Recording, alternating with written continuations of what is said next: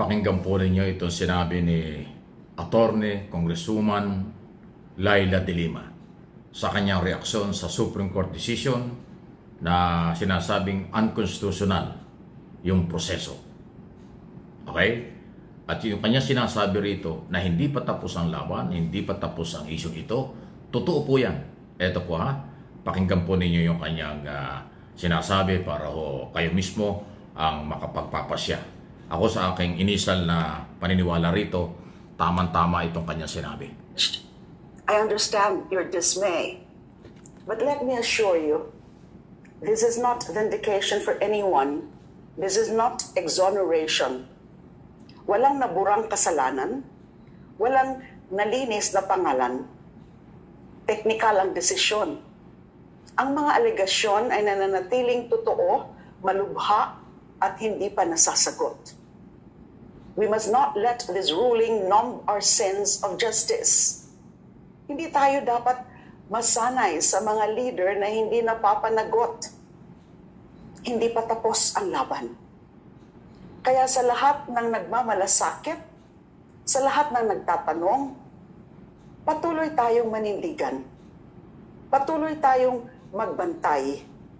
Patuloy tayong manindigan para sa isang gobyernong totoo ang pananagutan. Ang linaw. Napakalinaw po nung sinasabi ng kongresista. At ako naniniwala dyan. Kasi nga, di ba?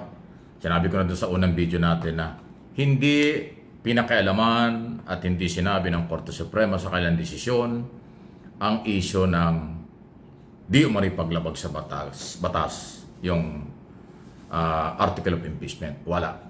Kaya hindi pa ito nalilinaw, hindi pa ito nasasagot, kaya buhay na buhay pa.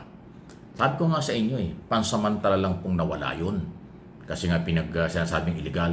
Pagdating ng February, ilang buwan na lang, pwedeng umpisahan muli. Dahil hindi pa totally nakakalusot si Sara Duterte sa kapagdududang nawala ang tiwala ng taong bayan sa kanyang paghawak ng pera at paghawak bilang pangalawang pangulo ng bansa. Malinaw po yun. Okay? Yan ang kailangan. At sabi ko nga, maraming debate rito, maraming usapan. Pero isa lang si Congresswoman De Lima na abogado, dating senador, ngayong congressman, na nagsasabi. Yun, totoo yun. Doon sa nakakaintindi. Doon sa mga hindi at ayaw intindihin, siyempre galit sila kay De Lima. At makagalit din sa akin. Pero I don't care. Ako naniniwala, yun naman talaga ang totoo. Hindi dinismiss ang kaso. Sinabi ng Supreme Court, hindi nila sinasabing walang kasalanan o may kasalanan si Sara Duterte. Napakalinaw ng decision po. Ulitin ko hindi po sinabi ng Korte Suprema na may kasalanan o wala si Sara Duterte. Ang sinabi ng Supreme Court, mali ang proseso. Nagkamali ang Kongreso.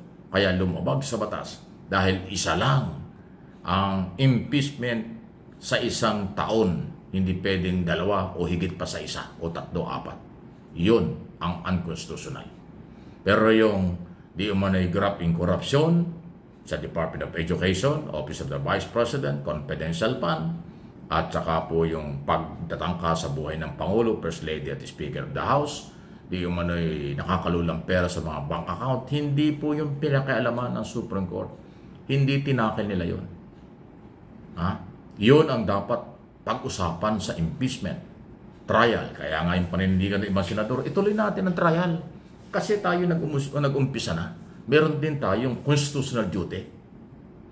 Kung ang tingin ng Supreme Court nagkamali ng proseso, technical lang yun. Technical yun. Hindi yun may kaugnayan sa ebidensya at posibleng pagkakasala, pagkakamali, posibleng pang-abuso ng Vice Presidente. Ayan ang malinaw dyan, Kaya talaga lang matindi ang mga isyong ito. Ano po inyong masasabi dyan? Ingat lang po. Habang medyo masama pa rin panahon, hopefully medyo magbabago na. Nako, ito na. Wala tayong aasahang boxing, nabitin tayo lahat. Kala natin, pagising ng umaga, alas 9, pupunta tayo ng Rizal Memorial Stadium para tayo manood ng boxing between General Torre, Director General ng Philippine National Police, at Baste Duterte mayor ang Davao. Hindi po mangyayari. Malungkot, hindi mangyayari. Kasi tumakas kasi umalis Bigla pong nagpunta ng Singapore umano si Baste. Ewan ko kung ano meron doon. Actually, pwede rin silipin niya ng ng Department of Interior Local Government. Kasi ang government official, elected, appointed, anumang posisyon mo sa gobyerno, kahit empleyado ka, pag ikaw ay bibiyahe, dapat mayroon travel authority. Kung halimbawa ay bakasyon, personal na bakasyon, dapat mag-apply ka ng vacation leave. Dapat nagbakasyon ka, may vacation leave pagka ikaw ay taga-gobyerno. Kung ikaw na may biyahe, official, dapat may travel authority. Ganun po yun. Ang tanong, yung bigla bang biyahe ni Baste sa Singapore, yung ba ay may travel authority kung official? Kung yun naman ay bakasyon, nag-file ba siya ng leave as acting mayor, vice mayor at acting mayor ng Davao? Panibagong kaso yan. Kung matapang lang itong DILG, pwede nilang silipin yun. Yung likod, 2 punto yan Kung official travel, mayroon ba siyang travel authority na ibinigay ang gobyerno? Pag wala, problema yan. Kung bakasyon, siya ba ay nag-leave, nag-file ng leave na siya magbabakasyon? Dahil mayroon siyang obligasyon, lalo pa ay masama ang panahon sa Davao at mamamayan ng Davao City as mayor, as acting mayor o vice mayor. 2 ho yan. Another problem yan pagka hindi yan nagawa ng Baste. Di ba? Panibagong problema naman, pero pag tinatalakay natin katulad nito, magagalit na naman yung mga DDS na mga saradong isip. Banat, hindi banat yun. Kasi bobo kayo, kaya hindi kaya akala nyo banat. Legal yun. Tanungin nyo ang lahat ng mga government official pa nagbibiyahe, may travel authority yan pag official. Pag travel authority, may travel authority, ginagamit yung pera ng bayan. Legal yun May official na meeting. Pero kung personal na vacation, nagbakasyon ka, abay dapat mag-leave ka. Dahil meron siyang obligasyon as local executive ng Davao City. Pero kung halimbawa ay basta umalis lang, ay delikado yan. Kaya nga dumami ngayon ng issue. Umiiwas sa boxing, natakot sa boxing laban kay Torre, at yung kanyang biyaheng, kung ano man yung biyaheng yan, meron pa siyang pananagutan. Magpapaliwanag pa rin siya. O kaya DILG, Secretary Remulla, galaw-galaw. Mahalagang malaman ng mga taga-Davao ng taong bayan, ano itong biglang biyaheng ito? Bakasyon ba ito o opisyal? O kaya nga malabo na yung boxing. Kasi nga po, bukas na yon, biglang nawala yung mamay. Pero sabi ni Torre, tuloy, pupunta siya ron. Dumating hindi si Baste, tuloy, kasi lilikom ng pera, ibibigay sa mga biktima ng typhoon, binaha. Charity nga O, kita mo, panalo si Torre dito. Nakapag-practice pa at nakapag-jogging pa sa kabila nung 2 araw na malakas ng buhos ng ulan, nagtumatakbo doon sa oval ng Campo Crame, exercise. Pero kung sakaling matuloy, may laban siya. Di ba?